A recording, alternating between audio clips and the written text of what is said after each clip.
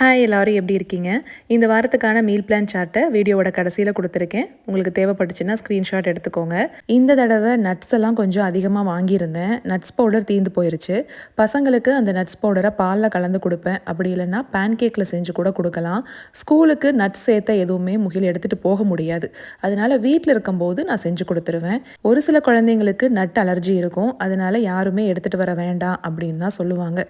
இந்த nuts powder recipe ஏற்கனவே சேனலில் இருக்குது. பிளேலிஸ்ட்டை நான் கொடுத்துருக்கேன். இந்த கேஸ்ட் அயன் பற்றி ஏற்கனவே வீடியோ போட்டிருக்கேங்க, லாங் வீடியோவில். ஆனால் ஒரு சிஸ்டர் இன்றைக்கி டவுட் கேட்டிருந்தாங்க. சரி, அதை மட்டும் இன்றைக்கி காமிச்சிடலாம் அப்படின்னு. இந்த ஸ்டாண்டு மாதிரி இருக்குது இல்லைங்களா, அது நான் அமேசானில் தான் வாங்கியிருந்தேன். எதுக்குன்னா, இப்போ என்கிட்ட கேஸ்ட் அயன் எல்லாமே ஃப்ளாட் பேஸாக இருக்கும், ஸ்டவ்வில் ஈஸியாக வச்சுக்கலாம்.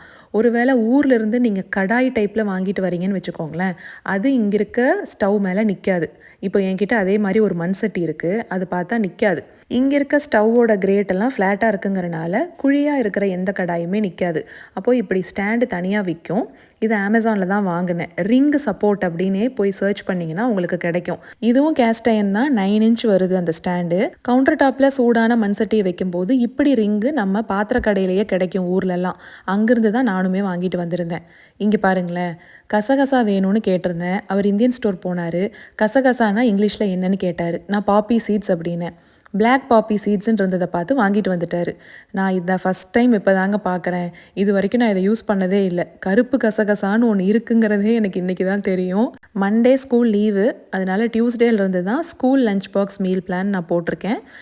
எங்களுக்கு வந்து திங்கக்கிழமையிலேருந்தே போட்டிருக்கேன். இந்த கிரேவியெல்லாம் செய்யும்போது அது திக்காகிறதுக்காக ஒன்று வெங்காயம் தக்காளி பேஸ்ட் சேர்ப்போம். அப்படி இல்லைன்னா தேங்காய் அரைச்சி சேர்ப்போம். இல்லை தேங்காய் கூடவே முந்திரி பருப்பு, கசகசா இதெல்லாம் கூட அரைச்சி செய்வாங்க. அதெல்லாம் இல்லாமல் இன்னும் சில ஆப்ஷன்ஸும் இருக்குது. அதையும் நம்ம மீல் ப்ரெப் பண்ணி வச்சுக்க முடியும். உங்களுக்கு ஓகேனா சொல்லுங்கள், இந்த வாரம் லாங் வீடியோவில் ஷேர் பண்ணுறேன். நாளைக்கு ஒரு ஷார்ட்ஸில் பார்க்கலாங்களா?